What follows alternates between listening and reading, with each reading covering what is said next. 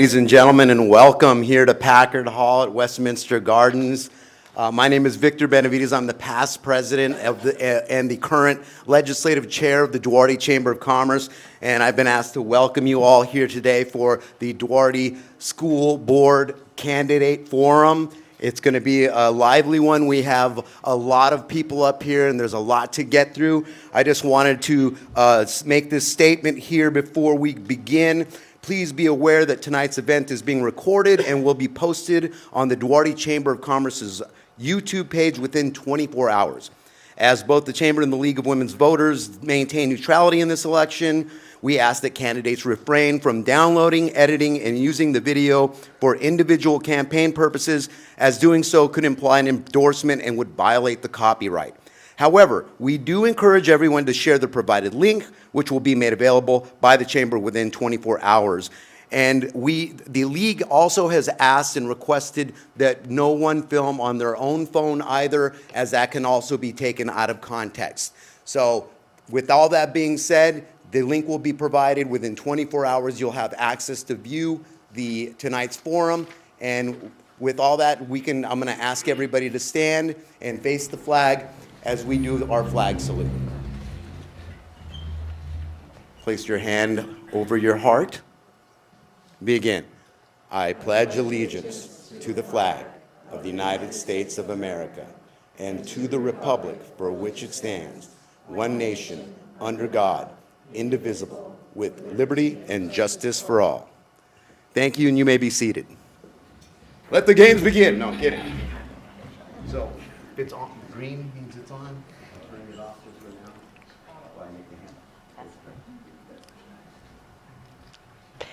Hello, I'm testing here with this mic.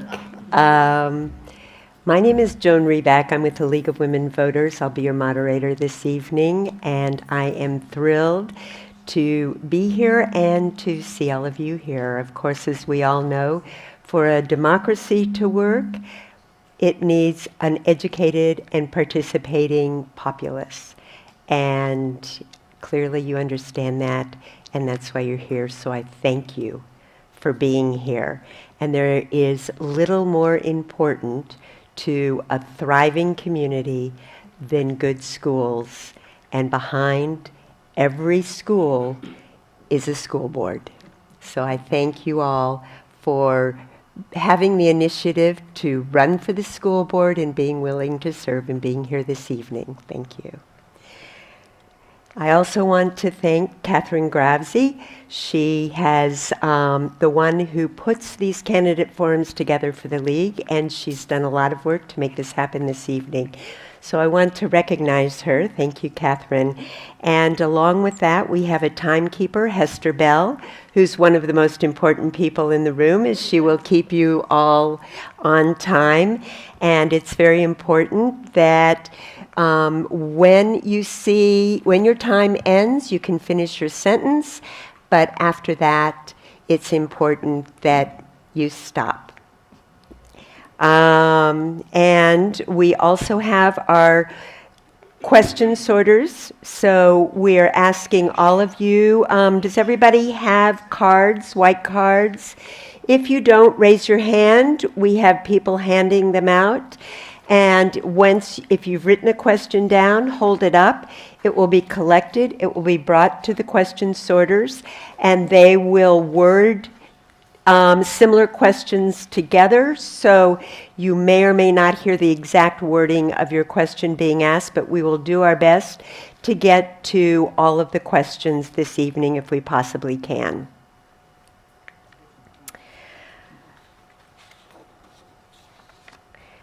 I want to remind you to please silence your phones and refrain from applauding until the end. The forum host sponsors are recording this, and that's already been announced to you about the recordings, and that they will be shared and not to use them for your own purposes. And you've all received the ground rules. So this will be very civil discourse. And all of the certified candidates were invited to participate, and we're thrilled that you're all here this evening. Each candidate will have 1 minute for an opening statement, 1 minute to answer each question, and 1 minute for a closing statement. The audience questions must be a question, not a statement of opinion, written in a civil language, not an attack on anyone, address issues within the scope of the election. We're not talking about national politics here this evening. And the League of Women Voters question sorters, as I said, will edit the questions for brevity. The purpose of the candidate forum is to provide voters with information they need to help them decide who to vote for between the candidates listed on their ballot. It defeats the purpose of the forum and could provide an unfair advantage if there were only one candidate present. Thank goodness tonight that's not the case. So the League of Women Voters is a nonpartisan political organization that encourages informed and active participation in government. We influence public policy through education and advocacy, and we never support or oppose candidates for elected office or political parties. We do sometimes take ballot positions, so we are nonpartisan. The Duarte Unified School District is governed by a five-member elected Board of Education, and each member serves a 4-year term. The board is responsible for overseeing district operations and enacting policies and procedures to ensure the safe and smooth operation of all schools. With us tonight for District 1, we have Laura Yasso, Tonette Parker-Reyes. For District 2, Cici Escarrega Carroll. Did I get it? Sorry. And James Finlay. And for District 3, Eddie Howard and Tom Race. We will begin our opening statements. We'll go in order, and it will then, different people will start each time. We'll begin with Laura, and you may begin your opening statement. Okay, thank you. Can you all hear me okay? Good evening, and thank you so much to the League of Women Voters and the Chamber of Commerce for hosting this event tonight. My name is Laura Hasso, and I'm running for Trustee Area 1. I've been a resident of Duarte since 2008, but a lifelong resident of the San Gabriel Valley. I currently work as an educational consultant. I've been doing that for 10 years, but I have over 20 years experience professionally working in public education, starting my career as a classroom teacher. I have a doctorate of education, 2 master's degrees in education, and administrative services credential, teaching credential. And I truly believe that our schools are the heart of our community, and great schools make great communities. And so I am here to contribute, to offer my experience and expertise to make Duarte schools their absolute best. Thank you so much. Thank you. And, we will now go to Tonette. Thank you. Thank you, League of Women and the Chamber for having me. My name is Tonette Parker-Reyes. I have a BA degree in psychology. I moved to Duarte in 1982 because it had some of the best schools in the San Gabriel Valley. I raised 3 daughters here who all went through the Duarte school system and graduated. I'm retired from the insurance industry with over 20 years of management and leadership experience. I served Duarte as a parent representative to the school board appointed by the PTA. I also was an economic development commissioner for 4 years, a planning commissioner for 14 years. I served on the Duarte Ad Hoc Finance Committee, and I was also city representative to the San Gabriel Valley Water District Committee. I have spoken with many individuals in our community who have expressed their concerns and desires for change. I know our district and I know our city. We need to put our children first. Thank you.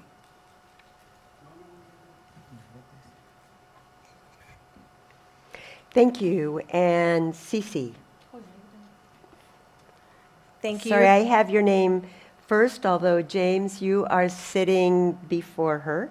Go ahead, Cece, and then we'll come back to you, James. Does it sound like you can hear me? Okay. Thank you again to League of Women Voters. Good evening. My name is Cecilia Escarcega Carroll, and I've lived in Duarte for 22 years, where both my kids graduated from Duarte High School. My husband and I own a local business, and I work part-time at the Royal Oaks Retirement Community. My love of service started through humble beginnings, volunteering in the classroom and serving in the board of PTA for 10 years. School site council, CEC meeting, directed many of the talent shows at the schools. I was also a CSR school board member for 1 year. I also collaborated through other numerous community involvements, including the Duarte Women's Club, Duarte Education Foundation, where I'm a treasurer, and Rotary. I have directed the Teen Center fashion shows and served on committees for the Wings event at the high schools for Senator Susan Rubio. I am also a Parks and Recs Commissioner. As you can see, I've spent years actively involved in our schools and our community. I've seen firsthand the dedication of our teachers and the needs of our children. My involvement has given me a practical understanding of what works, what doesn't, and where we can improve. Thank you. Thank you, James. Thank you. Good evening. I'd like to thank the League of Women Voters of Pasadena as well as the Duarte Chamber of Commerce for putting on this candidate forum this evening. My name is Dr. James Finley, and I am running for school board in District Number 2 here in the city of Duarte. I am a homegrown person. I went through kindergarten through 12th grade here in the city of Duarte, graduating from Duarte High School in 1999. My wife and I have been married for a little over 21 years, and our 3 children proudly attend Duarte schools, 2 of them at the high school and 1 of them at Royal Oaks. For the past 5 years, it has been my honor to be able to serve on this school board, including this year as the president of the school board. There are wonderful, wonderful things going on in Duarte schools, and we have challenges. And I am excited to be able to continue as a board member to participate in all the excitement that's going on and to help build the school district even more. Thank you. Tom.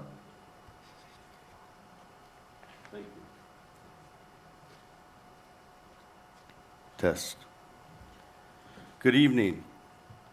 Currently, Duarte Unified School District is in a state of crisis. 2 schools, Andres Duarte Elementary and Northview Intermediate, are now closed, with possibly a third very soon. For the past 4 years, I have been off the board. The school district has been failing our students. Because of this, I am seeking to return to the Duarte School Board to continue to strive for fiscal solvency, accountability, and transparency. My priorities are to fight to reopen Andres Duarte School, improve academics and district reputation to increase enrollment, ensure competitive pay and benefits to attract and retain quality teachers, maintain an accountable and transparent school board, ensure your bond money is spent properly and only to impact students, and also bring construction trades to Duarte High School. Thank you. Thank you. And Eddie. Good evening. My name is Eddie Howard. I am a 26-year resident of Duarte. I am a current board member. I have raised 3 children here within the Duarte Unified School District, all who graduated Duarte High School. Been married to that young lady over there for 32 years. I work for a healthcare organization as a compliance officer. I hold a Master's of Business Administration with an emphasis in accounting, which, if I am able to continue my journey as a board member, I intend to use to help support our budget and financial support. Also, I hope to move forward with enhancing communication here within the district, as well as improving academic performance. Thank you. Thank you. So the questions are absolutely pouring in. I've been going through these, and I think we'll start with this question, and Eddie, you will be the first to answer this question, and from there, we will go down to Laura and up that way. And James, I won't miss you again, I'm sorry. So, what is your vision for the future of the school district, and how would your vision be marketed to continue to attract and retain students? Awesome question. So my vision for Duarte is number one. It's aligned with the actual vision of the board today, and that is to create 21st century students, right? And in order to do that, we need to make sure that we have programs, right, that are effective within the classrooms, right? That we also ensure that we have a budget, which is really the financial vision that is sustainable.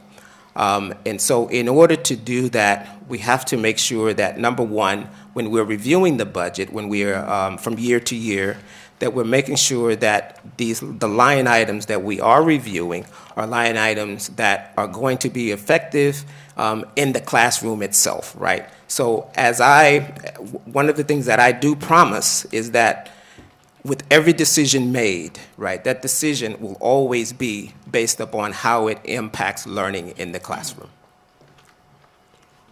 Thank you. Laura. Could you repeat the question, please? Yes, I can. What is your vision for the future of the school district, and how would your vision be marketed to continue to attract and retain students? Okay, thank you. So my vision for Duarte is the same vision that I have for every public school, and that is that students come to learn and students are successful. The main function of our school district is to teach our students, and I'd like to highlight literacy as being one of those key components. One of the main functions of public schools is contributing to a literate society. And one thing I would love is to see a future where all students are reading at grade level and that we are building the literacy of all of our diverse student groups and contributing to that literacy. In terms of attracting more families, I know firsthand that student achievement is one thing that families look at when deciding where to send their school. And so, twofold, doing what we need to do, building literacy, but then also making a case for why you should send your students to Duarte schools. Thank you. Thank you very much. Antoinette. My vision would be to bring back some 1,500 students that we have in our community that's not in our school district. And we would need to determine why these students are not in our school system. We would want to make sure that we have a high-quality education. I've spoken with many community individuals who are concerned about the quality of education and the safety of their students in their schools. And so I would focus on those things of making sure that all students are able to have the same quality education and that we make our schools safer for our children. And by doing so, we would need to communicate with the parents and the teachers. We need to determine what the issues are so that they can be addressed and we can move forward with hopefully bringing back our students so that we can increase our attendance. Thank you. Thank you very much. And James. Thank you. So my vision for Duarte Unified School District is to have all of our students be able to gain the education that they want that will unlock the desires and wishes that they have for themselves. Those are going to be they're going to be varied. Some people want to go into the trades, some people want to go to college, some people want to be entrepreneurs. And I want to make sure that our kids are prepared for doing any and all of those things. In terms of marketing our district, I want to make sure that we are getting out there all of the wonderful things that are happening in our school district. There are fantastic programs that we have a lot to be proud of. And so I want to make sure that we're getting those out there into the community to hopefully attract families to move to Duarte and for students that are not currently attending to start attending our schools. Thank you. Thank you very much. And Cece. Yes, I'm going to piggyback a little bit what Dr. Hasso has said about literacy and math scores.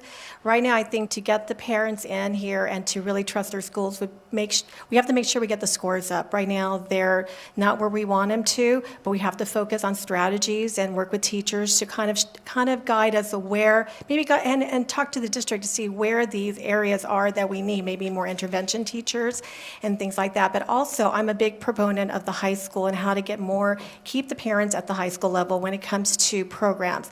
I really want more CTE in the high school, whether it's welding, because I've ran into a few kids that are actually taking welding classes. If we can get it in our school, imagine what that can look like for kids that maybe aren't necessarily college bound, but other things like CNA programs where we can align with maybe a City of Hope and where I work at Royal Oaks at the assisted living or skilled nursing. So there's so many things I want to focus on, but those are some of the key things. And thank you very much. Thank you very much. And Tom. Could you repeat the question again, please? I would be happy to. The question is, what is your vision for the future of the school district, and how would your vision be marketed to continue to attract and retain students? My vision would be to attract and retain the students that are gone. We have approximately 1,500 students that live in Duarte and do not attend Duarte schools. Okay, if we were to recapture 500 of them, that would be $5 million. You know, that money could be used for programs and other things as well.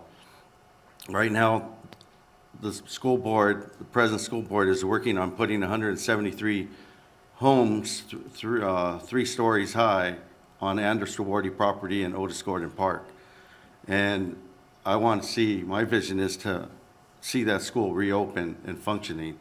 A lot of parents want a junior high back. You know, maybe that's where it should be at. The K-8 program doesn't seem to be working well. A lot of complaints from teachers about that as well. You know, so hopefully it can happen. Thank you. Thank you very much. Eddie.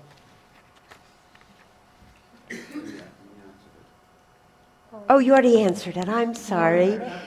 No, you can't. I'm sorry. And this time we're going to begin with you, Tom. And a lot of your comments have addressed pieces of these questions, so I'm going to try and pull them together in a way that helps you to answer the other parts of them kind of collectively. So you, in all of those things that you've stated, what do you think are the real top 2 priorities and the most positive things that are happening at the schools, in the school district right now, and what strengths will you bring to the board in order to address those issues, strengthen the positive things, and bring the students back that you've talked about? Well, what I see is there's a lack of leadership right now on this school board. Okay, they've been approving the last couple of years a negative budget, which needs to change. I believe that money's important. They've been all over the map with that budget. Recently, the most recent school board meeting, now we know we have $29 million we're sitting on, which meant money was not spent on the kids that came back from the COVID. Oh my gosh, I just hit a blank. Doggone it. It's okay, I do that a lot. As my But sister always anyway, says. it's really important to get our financial, oh my gosh. We need to get it in order, okay? The financial, our budget in order, I'm sorry. Okay, thank you. Thank you. Eddie?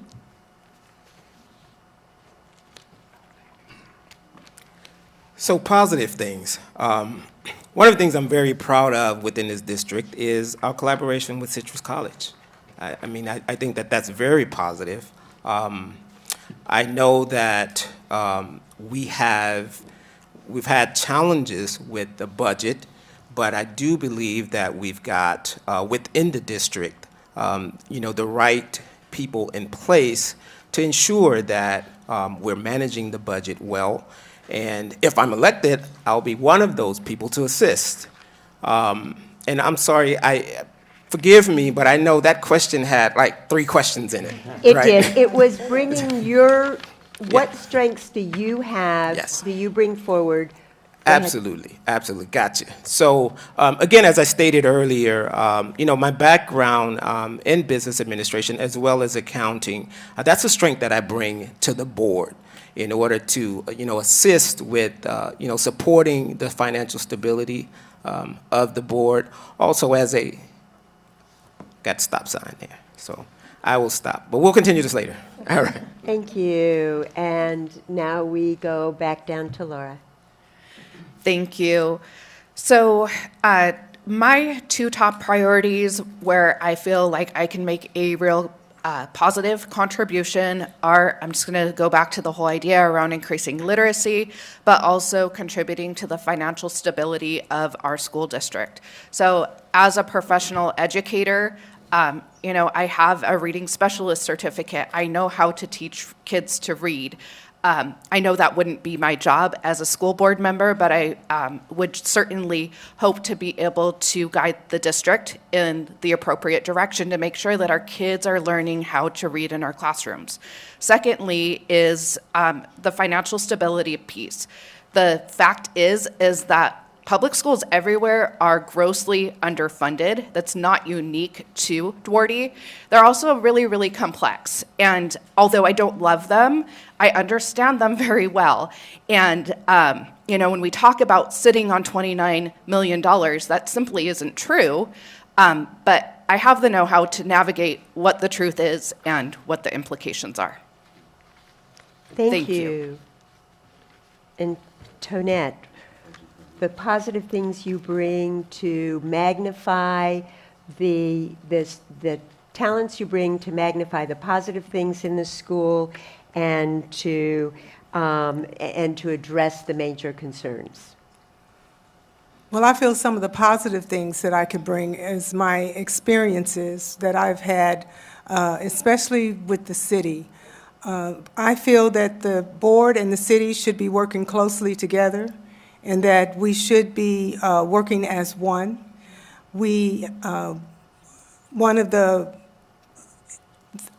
the issues that I felt that was most needed is enrollment and attendance in the schools, and that we need to look at the attendance and evaluate it and see what our policies are, and maybe start giving out some incentives to the students of having maybe a monthly student day that says, oh, X amount of kids, they came to school every day this month, so they get free ice cream today. Or, have things that would encourage our children in the classroom to want to come to school. Emphasize to the parents how the importance of being in school is, because enrollment is one of our main finance sources, and we need to concentrate on those issues and help encourage our children to stay in school. Thank you very much. And James. Yes, thank you. I do want to make sure it's known that we spent and used every single COVID dollar that was given to the district, which is most of the reason why we have a surplus this year. Now, that surplus is going to decline over the next 3 to 4 years, which is why we have some tough decisions ahead of us to make. But to answer the question about the things that are positive about our district, I think we have a fantastic school community. I see parents, teachers, students, administrators interacting in a positive way all the time. The other thing that I'd like to point out about our district is our teachers and staff. I think almost universally, maybe not right after a test, but almost universally, our students and parents love their teachers. And I promise to make sure that this is shown to our entire city that we have great things going on in Duarte. Thank you. Thank you very much. And Cece?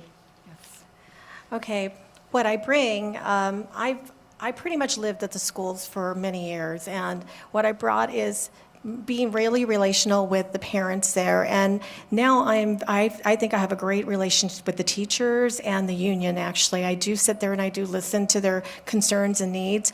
And if there's an issue, I go and fight for them if I can.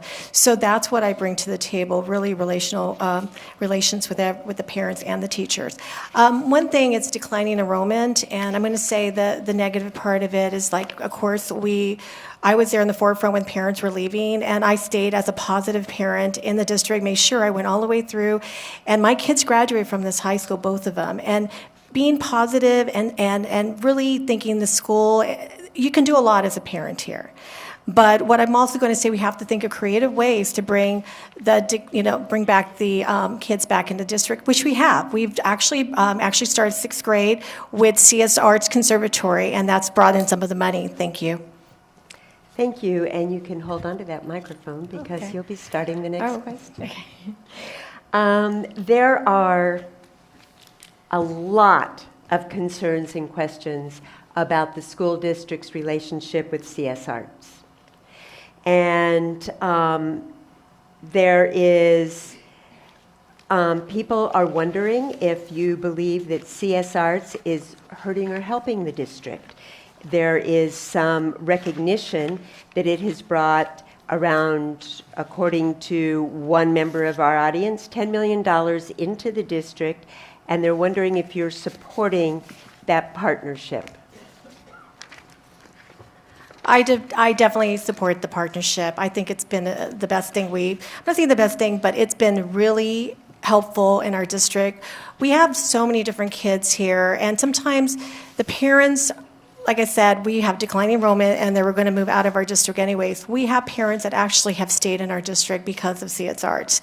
And because of that, these kids fit right in there very well. We actually have, because of this year, made already about $1,873 for the fact that we've actually brought the 6th grade conservatory, and so this is 6th, 7th, and 8th.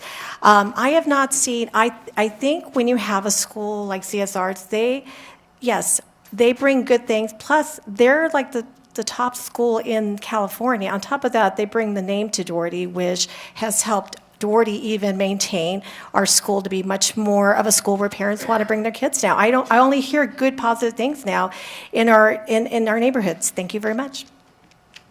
Thank you. And Tom? Coming this way. Yep.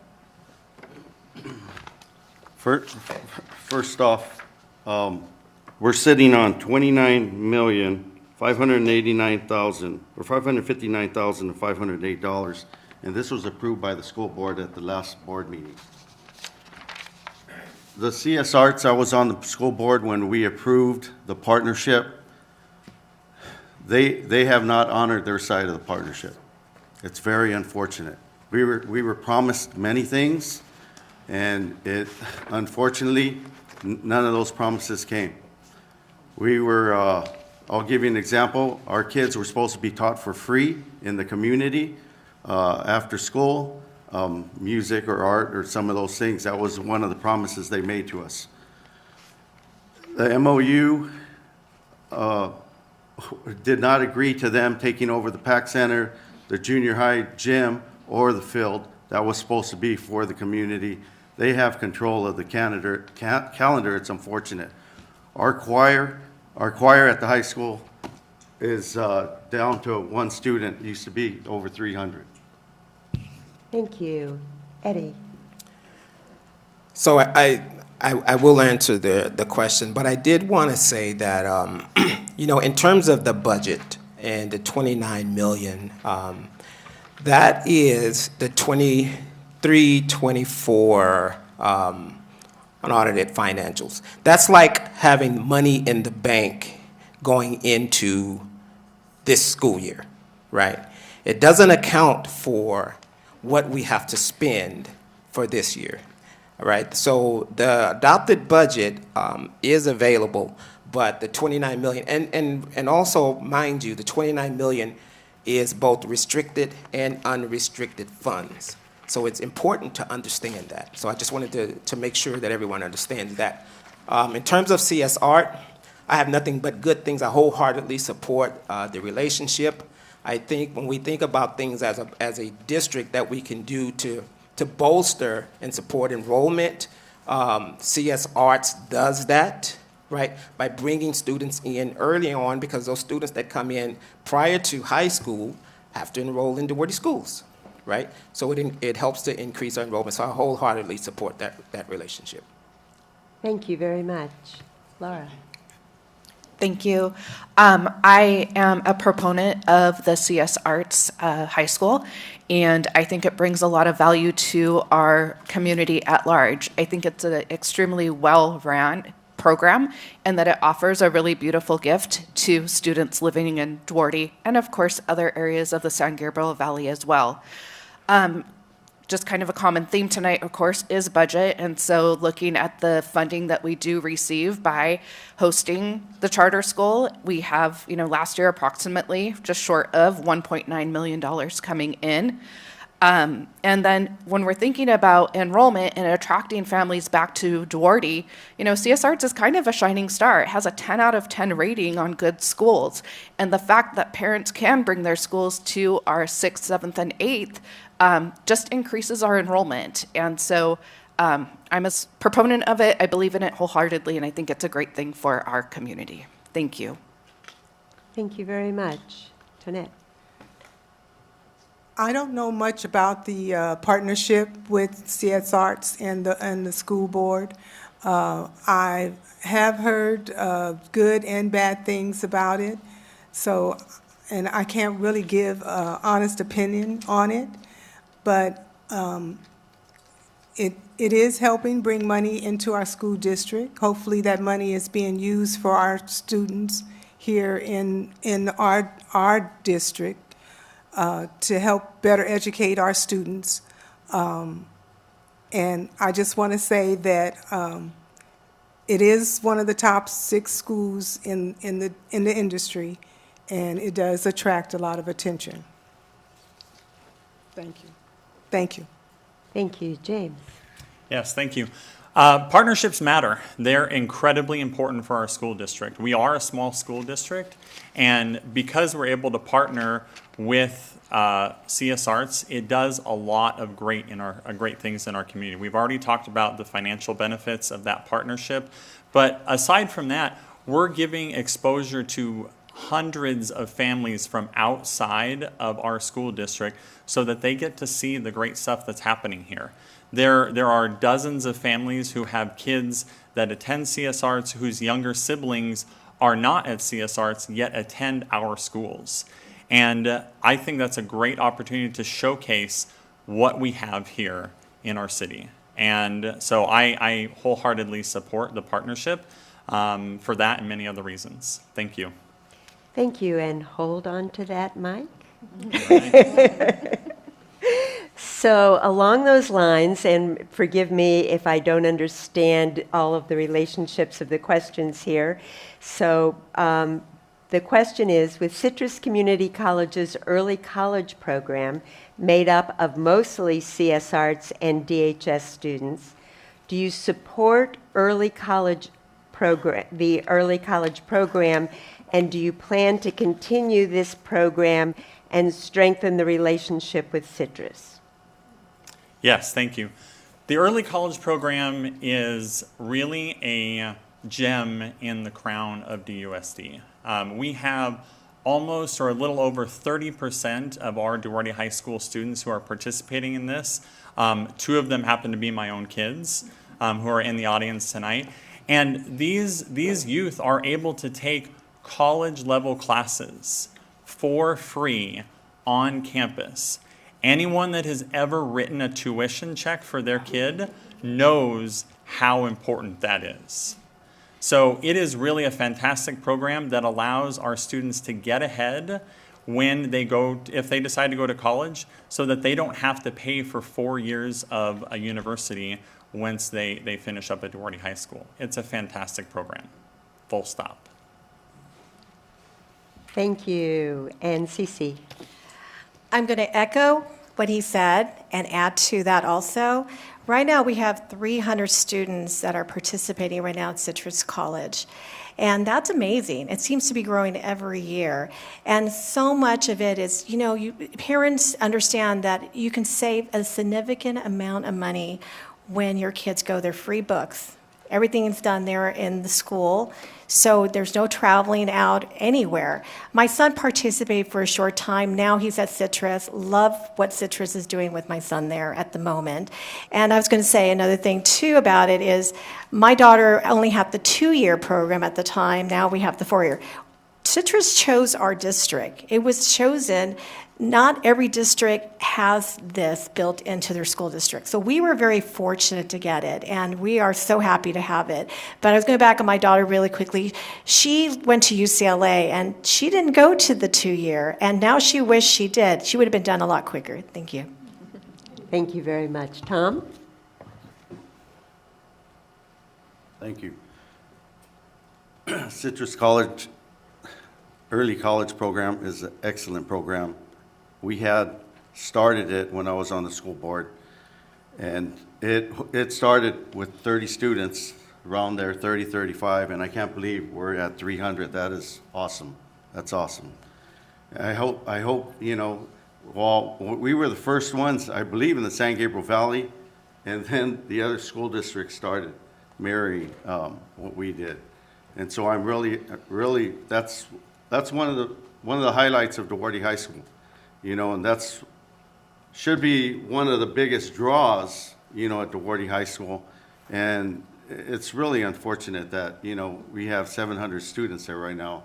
I'm hoping that it would bring more in. And I'm having a hard time wondering why it hasn't. But I'm glad to hear that 300 students are participating. That's awesome. Thank you very much. And Eddie? Yes, I have to echo the sentiment of everyone up here. I think the Citrus College relationship is awesome. I have a son myself who went through the Citrus College program and went on to finish his 4-year. I think that Citrus College is one of the it's a premier community college. I think that is very well respected at the 4-year university level. And so I completely 100% support the program and will continue. Thank you. And Laura? Thank you. I'll echo what's been said up here. Definitely support the Citrus College early college program for the students here in Duarte. We have a lot of good things to offer in Duarte, and this would just be one of them. Just thinking about providing students that early access to the college experience, and thinking about their educational trajectory beyond the K-12 and how that leads beyond, just that high school diploma, but also just the financial benefits of having students be able to do this work at no cost. I've put a child through college, and those tuition checks are no joke. And definitely an opportunity for students who may not otherwise be able to afford college, really closing that accessibility gap for students. So definitely a proponent of it, and something that I would like to see continue and even grow. Let's get more than 300 students. Thank you. Thank you. Tonette? Well, I don't think there's very much more that can be said, other than the fact that I wish this program would have been in effect when my children were in the school district, because it would have helped me tremendously. This is a very good program. I do support the program. I'm very I was able to be at the open house at the high school level when they had the college, where they were speaking about the college program to the students for open house and how full the library was with the students that were there that were interested and that was excited about the program. So I'm fully in support of this program, and I think it's a very excellent program. Thank you, and hold that mic. Uh-oh. We're going to go a little bit more into the classroom, more into the schools. And so we have a couple of questions about cell phones. And people are wondering how and when will cell phones restrictions be instituted, or will they be banned? And what your position is on that. Well, I think you should definitely have some procedures in place regarding cell phones. I don't think they should be banned at this day and age with what is happening on and around our school grounds. A lot of children communicate with their parents this way, especially for pickup and drop-off and other important things that may happen at the school. The child may get really sick or something, and the parent is the only one who may be able to bring that insulin or whatever medication they may need. But I would definitely say that we do need some type of procedures regarding cell phones, but I'd be against totally banning them altogether. Thank you. And James? Yes, thank you. My kids are looking at me, giving me the evil eye here. So, yeah, I would not be in favor of outright banning cell phones on campus. I tend to frown on a top-down approach to these things. I really feel like I know a lot of teachers use cell phones in a really great way in classrooms. So I would not want to take away that tool from them if that's something that they find useful. But I would fully respect their desire if they say, hey, you know what, I need kids off of phones. As a board member, I would support that. If they need it in their class to be off phones, I'm on board with that. I want to have the teachers have the autonomy that they need to make decisions about their classroom and classroom management. So I think they're valuable tools, but like any tool, it has to be used properly. Thank you. Thank you. Cece?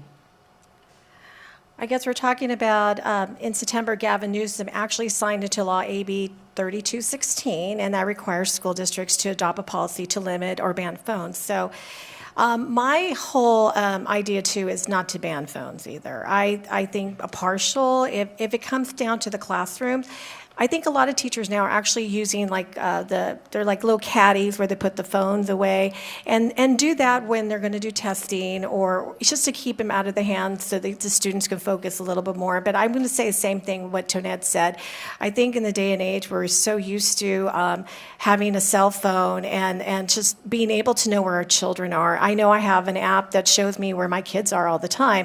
And so I want to make sure they're there or where they're at. So that's going to be hard now to bring it back. We've already gone so forward with the future of cell phones, but I think there's some things that could be used still good for cell phones in a classroom. Like teachers sometimes use them, and sometimes they do also as students. They use projects, and maybe they do end up using the phones. Thank you. Thank you. Tom? I grew up without a cell phone, and I survived. I think most of us in here grew up without a cell phone and survived. I know today's day and age our children are dependent on these electronic items, but there has to be some sort of limit. In the classroom, it should be put away, and it should be put away in kind of locked up, not just set aside. But what's happening, what I hear when I talk to some kids about it, they say, well, sometimes our teacher has us go on the phone. You know, so I guess when there's exceptions to, you know, to the rule. And, but then you have other teachers saying the kid's always on the phone, you know. So, I mean, it's better to collect them before every class and give it to them afterwards. But that's what the main office is for, is to talk to the parents or call or answer the parents' call and get a hold of their children. You know, thank you. Thank you. Eddie? So, as a board member, I would absolutely not support a ban, an outright ban of cell phones. What I would support, however, is clear, strong policies around the use of cell phones. I realize, you know, even as a parent myself, you know, the idea of being able to get in touch with your child or have your child get in touch with you in the event of some emergency is extremely important. But I'm also sympathetic to the other side of it, which is the enforcement, right? Because someone has to enforce that. So again, I think that there should be very clear, very strong policies around the use of it, while at the same time making sure that we understand the challenges around, you know, enforcing such a policy. Thank you. Laura? I also don't support a full ban on cell phones. With the AB 3216, it says, you know, limit or ban. I can see the rationale for limiting cell phone use. While there are some benefits to them, obviously having contact with our kids having contact with us, being able to know where our kids are. They can also be used as a teaching tool for research, communication, that type of thing. But then they can also become a real big distractor in the classroom, where students are a little, you know, I'll just say addicted to their phones, and it's really hard for them to put them away. And so having some policies in place as to when and where it's appropriate for their cell phones to be used. I was working in a school district that had cell phone garages, and so as kids came in, they put their phone in the garage, and if they needed them in the class, they were able to get them. They had them on their person between classes, at lunch and recess and after school, and so that's just one example of how we might implement policy around those limitations without actually a full ban. Thank you. Is it my turn to hold it? It is your turn to hold it. Well done. So staying with that topic Okay. of technology, we have an ever-changing landscape that technology is bringing into the classrooms. And what are your thoughts on AI, and should it be allowed in the schools? All right. So I think at this point in time in the year 2024, we're all pretty aware of the ever-evolving technological advances. And so AI just happens to be the newest one. And regardless of what our position is, I'm going to say it's probably here to stay.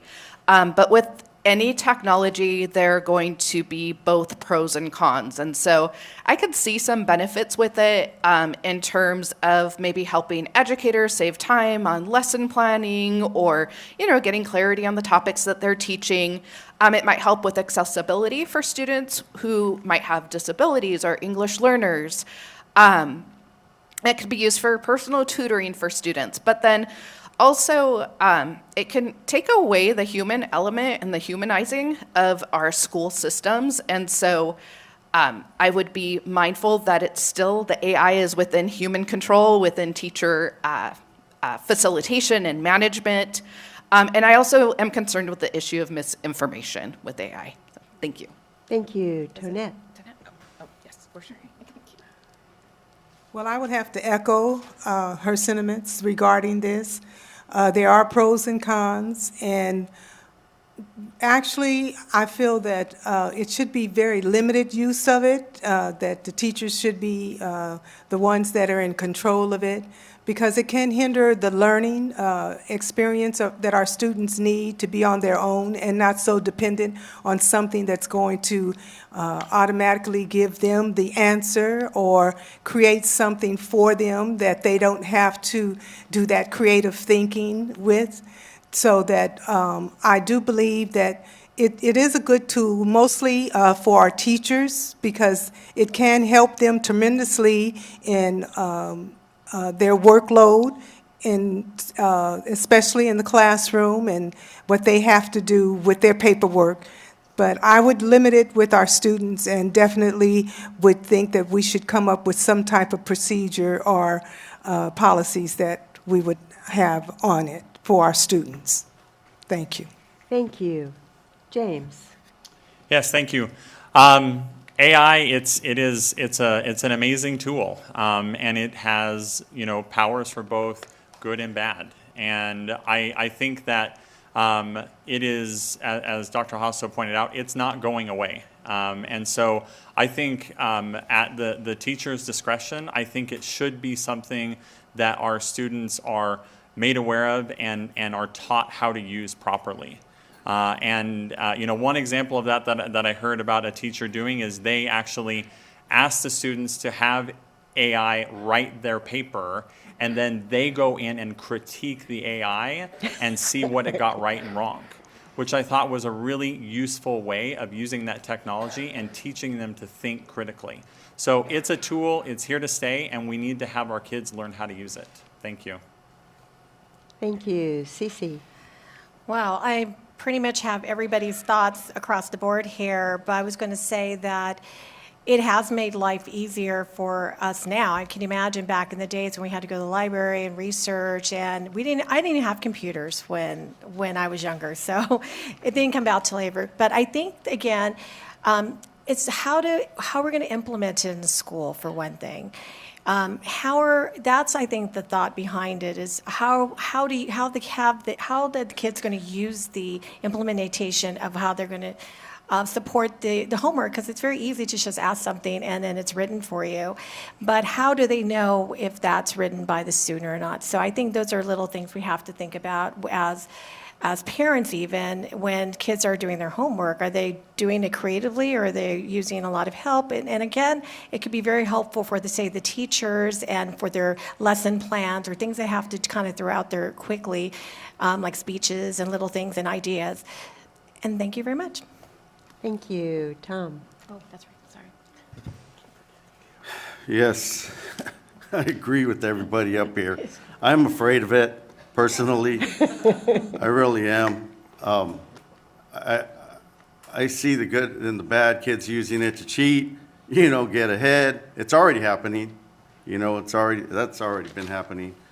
Even with people with writing their own resume professionally, they go on there and get help, from that to help them for the job. But we're going to need not only the teachers, staff, but we're going to need a lot of training on it. And I'm hoping, and I can see a lot of policy coming out, as well, being created for it. So then that way, it's not abused. But hopefully we do it right. That's all I got to say. Thank you. Thank you. Eddie? So as a compliance officer in the healthcare industry, I'm all too familiar with the use of AI in healthcare.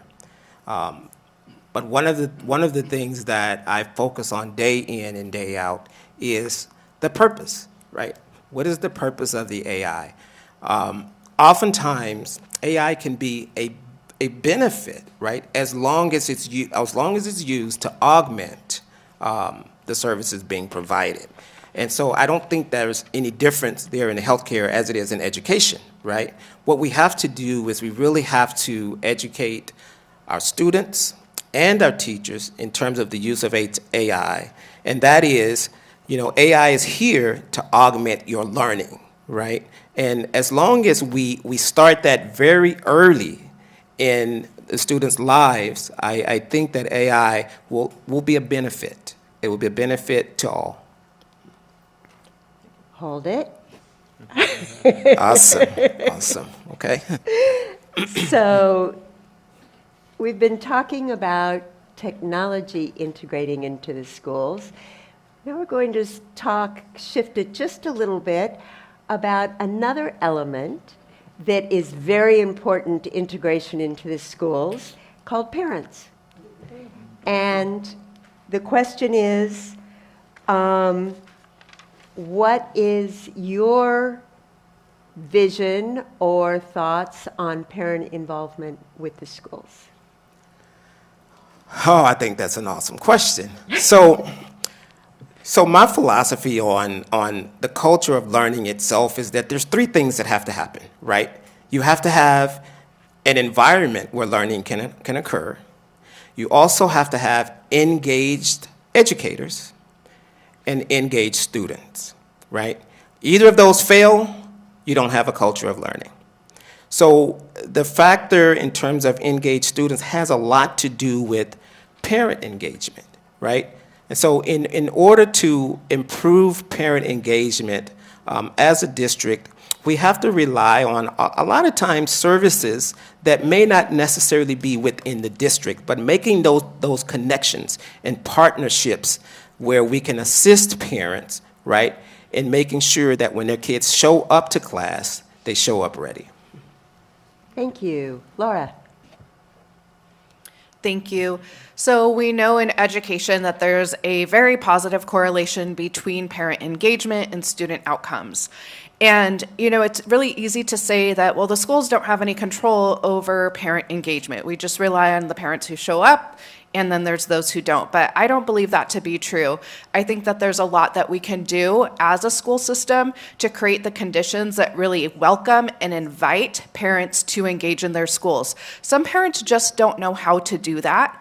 Having been a PTA board member before, I'll just say it can be very cliquish and very off-putting. So how can we really build systems, build programs that truly, truly engage parents? There was a program that was done in the early childhood program. It was highlighted at the last board meeting that really did a beautiful job of bringing dads or male role models into our earliest learners. And that was very well executed, but I think it's easy to get the younger ones, but how do we get the older ones here too? Thank you. Thank you. Tonette? Well, I think that we can start by, one way engaging our parents would be to have them make sure that when their students bring their homework home, that the parents have to sign it before the student returns it back to school. Also, we've had where I've noticed where my daughter, she would participate in certain classes with her children, where they would let the parent come and help out in the classroom for a short period of time. They couldn't engage, but they was able to help as a teacher's aide, go around and help the students in the various classes and assist the teacher when was necessary, bring supplies that may have been needed for that certain topic that they were having at that time. But I feel that there's lots of ways in which our parents can participate in the schools. Thank you. Thank you. James? Everyone has 24 hours in a day. All of our parents, I know that there's parents out there that struggle with, multiple jobs, dropping kids off at multiple schools. That's a struggle. And I think that parent involvement is such an important part of education. Kids realize that if their parents are involved, they realize that education must be important. And that is the message that I want to make sure all of our students are seeing. So it is really incumbent upon us as a district and as board members, we need to come up with a plan for this to better engage with our families and our parents. The beliefs in the school district, it starts out that says we are a community of learners. And that doesn't just apply to the students, that applies to the parents as well. And I want to make sure that we're doing everything we can to bring them into the schools. Thank you. Thank you. Cece? I'm going to go back to my Valley View days as a PTA, and our PTA was open to anyone who wanted to be there and help out. And because of that, we fundraised and we brought some great programs there and some great enrichment programs. And those days were, and we also had Father of the Day where we had like a baseball game where the fathers got involved. So we actually try to bring dads into the mix also. Also, I think with parent engagement, what I've been noticing is the sports here in Doherty. I've been observing it and noticed that parent engagement is big right now, especially at the football games. And how do we even bring more of that with even better sports down the road? But you have the parents there that have their children in the band, and they're in the the snack box, working the snack box. They're actually also the cheerleading moms on top of the fathers and parents are watching the football team out there. So that is a great start right there to try to bring in. I see there is a lot of parent engagement, actually something going on. Thank you. Thank you, Tom. Yes, I was the last PTSA president at Duarte High School. Very unfortunate. We don't have the PTAs like we used to when my children were attending schools. It's unfortunate. We just have a couple of them, and there's very little participation, unfortunately. I remember getting involved, and it's very important for our parents to get involved, and we had some programs. I ended up putting my boys went to Royal Oaks Elementary, but I ended up putting my daughter in our neighborhood school at Andrus Duarte. And I got involved, and I got my neighbors involved, and all of us had kids at that time attending that school. And we grew so well that it helped improve the scores of that school. And you can go back in that time and look it up. It was in the early, mid-2000s. Thank you. Hold that mic. Back to me. It is back to you. So, it's been mentioned a couple of times about the closing of the Andres Duarte School. Mm-hmm. And what is your plan going forward for that school? Well, the board's plan is to turn it into housing. My plan is to fight that. My neighbors are not happy that there's going to be 173 homes built right across the street from them or right in their backyard. They're going to be 3 stories high, looking in their backyard. They're going to lose all their privacy. The neighbors, when they found out about this, and we weren't told about it, it was like a last-minute thing that we found out about it. They were up in arms, and they still are to this day. That's another reason why I'm running, is to hopefully fight this and stop it so it doesn't happen. They're asking for revenue, that they're saying it's going to bring in revenue. They haven't told the community how much revenue it's going to bring in.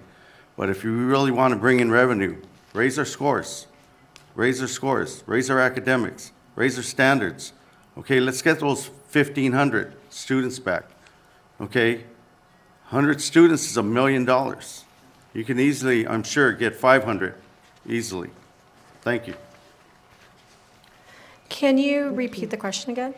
Yes, the question is regarding the closing of the Andres, school, and what are your thoughts or plans for moving forward? But I think Eddie was next. Oh, okay.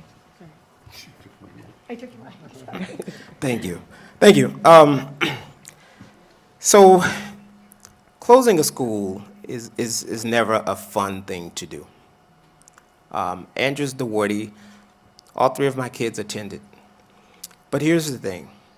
When you have a school where it's costing you more to maintain, right, it makes absolute sense. Had the lowest enrollment, right, it makes absolute sense. Kids within the district were being moved from Andrus Duarte to other schools, right? So to me, it made absolute sense, and here's why. Mr. Reyes talks about the 173 homes, but I want to be very clear that the homes that are planned to be built there, should this happen, right? The developer has made it very clear that in terms of privacy, right, the 2 stories will be along the borders, right? So privacy will not be an issue. Thank you. Laura? Thank you. So when it comes to school closures, it's something that nobody wants. Nobody wants to close schools. It's really traumatic on the school community as teachers are being displaced and assigned. It's traumatic on families who have to move their kids. But just given the vulnerable nature of our schools and our budgets, it's something that's happening, and it's not just happening here in Duarte, it's really happening everywhere. I was working in a school district in San Jose this morning, and they are closing 9 schools. So this isn't unique. This is a trend that's happening in California. A lot of it goes down to declining enrollment. I did do a little bit of just data diving, and the number 1,500 has come up a couple of times. I didn't land on that. I landed on a number closer to 430. Not sure, but we don't want that school to close. But when it's costing more to maintain and our budget is fragile, sometimes we have to do unpleasant things.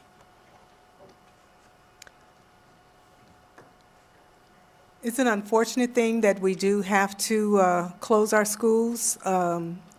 My main concerns is with closing Andrews Duarte and building these 173 homes is that they are supposed to be affordable housing.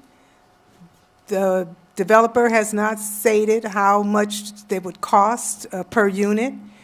All he said that there would be 3 and 4 bedroom units, which will create a lot of traffic in the area. So my main concerns is the developer going to produce what he says he's going to do? Thank you. Thank you. James? Yes, thank you. Would you mind reading the question again one more time? It was in regards to the closing of Andres School, and what do you see, or what would be your plan for moving forward? Thank you. Yes, so we have mentioned that currently there is a plan to develop that property to have 173 townhomes, which we hope will attract families to the district. And in doing so, that will increase our revenues that are coming in. And I think it was a wise choice by the board to go ahead and lease this land rather than sell it, so that we maintain control over what can and can't happen on that property. And it's been mentioned about declining enrollment. If you look at the census records from 2000 to 2020, the last census, we've had a 40% drop in the number of 5 to 17-year-old kids in this city. It's the declining enrollment is almost exactly correlated with a declining birth rate. And that's something, I'm not going to force anyone to do that. But it's something that there are kids that we can capture, absolutely. But we have to be realistic with what we have. Thank you. It was not a pleasant thing to close the school at all. I mean, that's not something we as all board members want to do in the first place. When looking into the closure, there was all this data information before we made that decision. And at the moment of time, it was about 300 kids in that school. That's including the middle school itself. So think of it this way, 200 kids and maybe about 100 of the middle school kids. On top of that, the teachers were supportive of it because the issue was these kids weren't getting equitable, say electives even there. They were only getting 2 choices, like, art and band. And other schools had a lot more options. So there was just an inequity about, keeping the school so small at the time, but getting that data information. I know that everyone said the same thing. As a board, we thought that definitely the leasing was the best option because that we're going to get revenue from that. We're going to make money. And also, I think we can set the amounts of how much these townhomes will sort of be. Thank you. Hold it. This is your last question. Okay. I'm sure you're all delighted to hear that. And I'm trying to put together a myriad of questions that are still before me. And I think the way I'm going to try and put them together, they have to do with concerns about the declining numbers. They have to do with how would you work with the budget you have to attract people into the school district and encourage other students.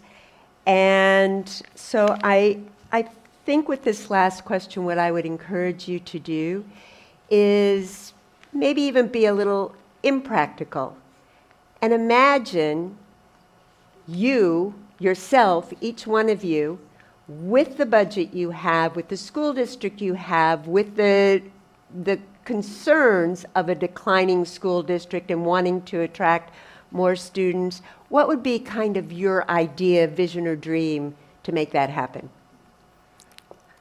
Okay, I think right now we have to focus on the flagship school at the high school.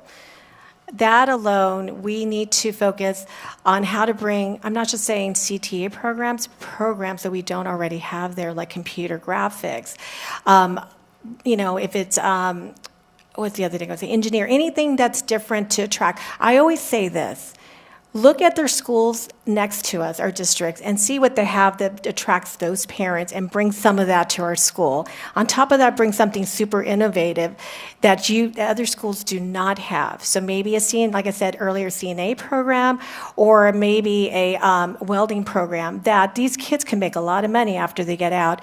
But even then, and then also right now, we're going to have a fabulous sports complex. So on top of that, I think that's going to help also. And maybe redesigning sports in our district too. So we don't have these parents leave to other school districts because they want to play sports in another school district. Thank you. Thank you. And we're going this way to Tom. So Repeat the question, please. I will do my best. So taking your understanding of the budget and your understanding that you have declining enrollment in the schools, and so what is your imagination of what you would want to see happen within the district to attract more people into the district with what you have to work with? Thank you. One of the biggest thing is raising our academics, raising our scores. Again, I'm beating on this because right now we're at 46% English language arts, and that's the total school district that are at or above the level, and 32% for mathematics. Okay, we desperately need to raise that. If we want people to come to school, to Duarte schools, we need to fix that. We need to invest in the teachers. We need to invest in the classroom. You want to get the parents involved? Start having barbecues. Invite them. Get them involved. That's what we used to do at Andrus Duarte. We'd have a lot of events. We'd have the children involved. We had mariachi music. We had folklorico dancing. We had the parents there most of the time, and they enjoyed it, and we built relationships. And we built trust and communication. That's what's important. Thank you.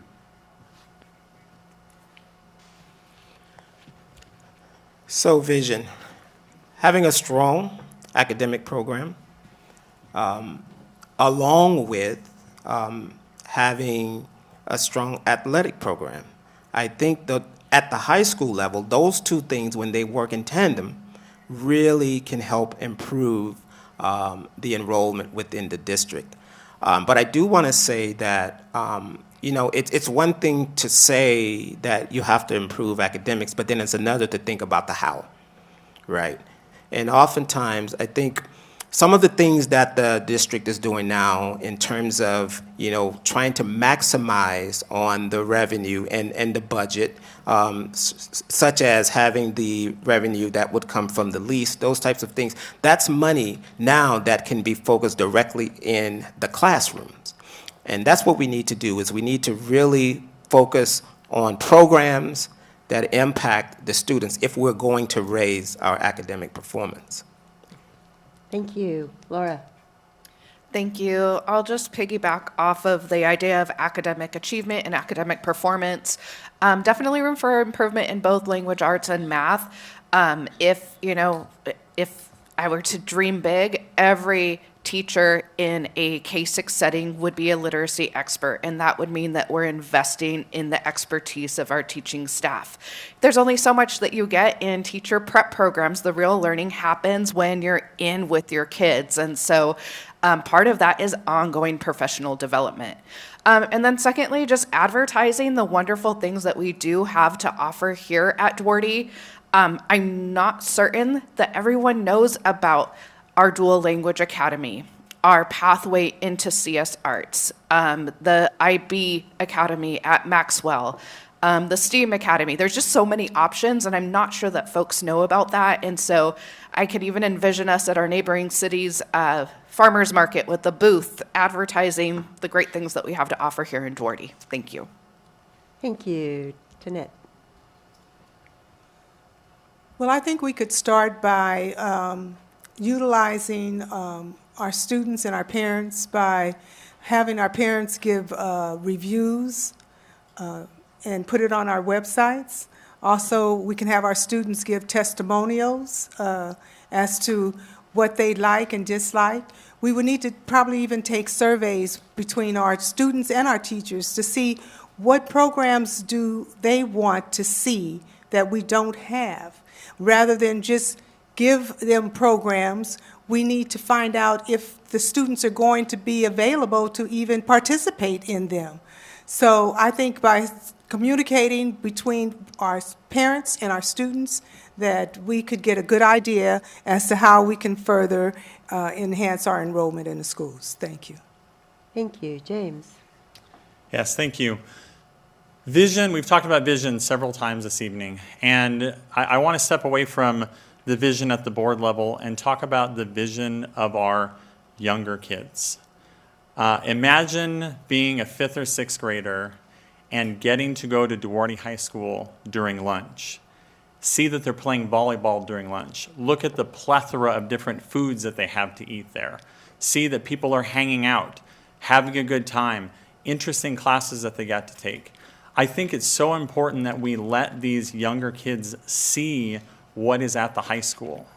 They hear things, but I want them to see it. And so I would love to go ahead and see our younger kids spending time at Duarte High School so that they can really get a feeling for what it is, and they can form their own vision instead of listening to the drool of others. Thank you. Thank you. And now we'll go into our closing statements, and we will begin with you. Lucky me. So once again, I want to thank you all for this opportunity. One of the things that if you don't know anything else or you don't take anything else away from here, my concern for this district is how the decisions that we make directly impact learning in the classroom. And my promise to you is that I will commit to that. And what you will get from me is, number one, professionalism. You'll get collaboration. You will get communication. And we will also enhance academic excellence. Thank you.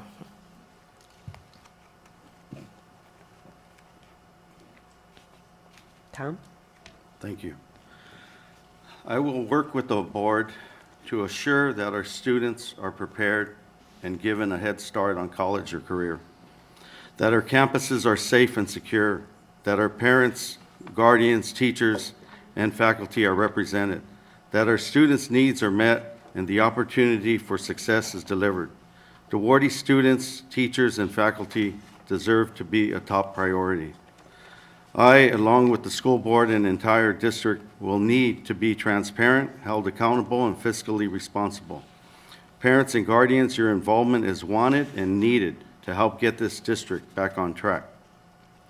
I, if given the opportunity, would love to build a better district with you all. Together, we can give your children a brighter future. I will be looking out for our kids. Your vote is your voice. Please vote for Tom Reyes, November 5th. Thank you. Thank you. Cece. Before I was a board member, I was a mom. wanting the best education for my children, I picked Duarte schools for my kids to attend. I've never regretted it. Being a board member comes with steep learning curve and a willingness to commit hours of one's own time. As you can see, I've been a devoted board member for the past 6 years, and throughout the tenure, I've looked at all things through the lens of being a parent and a community member, and experience over these years have transformed me into a seasoned board member. And while I may not have all the answers, I am committed to finding creative solutions to ensure our students have a positive educational experience. In this moment, we should be focusing on the basics, ensuring kids can read properly and are capable in math and feel confident to enter into the workplace. Let's bring practical solutions towards academic excellence in our district. Thank you. Thank you. James. Yes. First of all, thank you to the Women League of Voters as well as the Duarte Chamber of Commerce for putting on this event tonight. It's been really helpful, and I hope it has been for all of you here as well as those who will watch it later on. I see great things ahead for Duarte schools. I know that we can get there, and I know that because I graduated from Duarte schools 25 years ago. And I've seen tremendous strides over those 25 years. There's a reason that I wanted to come back to Duarte and put my kids in Duarte schools. It's because I received an excellent foundation here, and I know that all students can get that as well. I'm very, very proud of the work that I've done over the last 5 years on the board, and I ask for your support. So please vote for Dr. James Finley on or before November 5th. Thank you. Thank you, Tonette.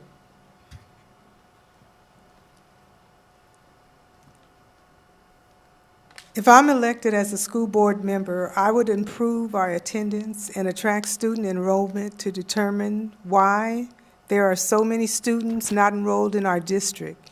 I would evaluate our school attendance and policies and procedures. I would attend the PTA, the PTO, and the DUEA meetings to determine the needs, issues, ideas, and advocate for them when possible.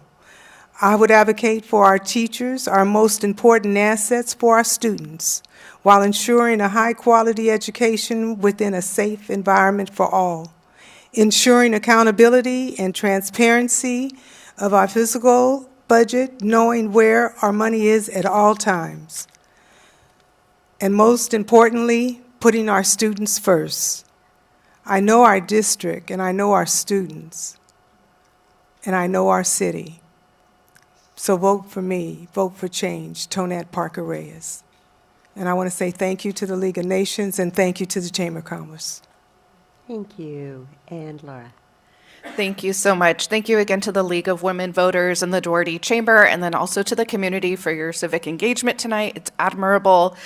I am committed to working collaboratively in addressing the challenges our schools are facing, many of which have been mentioned tonight, and just ensuring that our collective decision-making is what's best for students, staff, the community at large.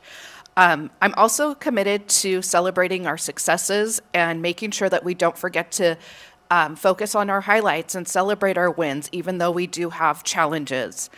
I intend to offer my service and share my expertise and experience in public education to help steer collaboratively the district in the right direction with professionalism, transparency, and accountability for our students. So I ask for your support before November 5th to vote for Duarte, for Dr. Laura Hasso for Duarte School Board Area 1. Thank you. Thank you, and now you can applaud.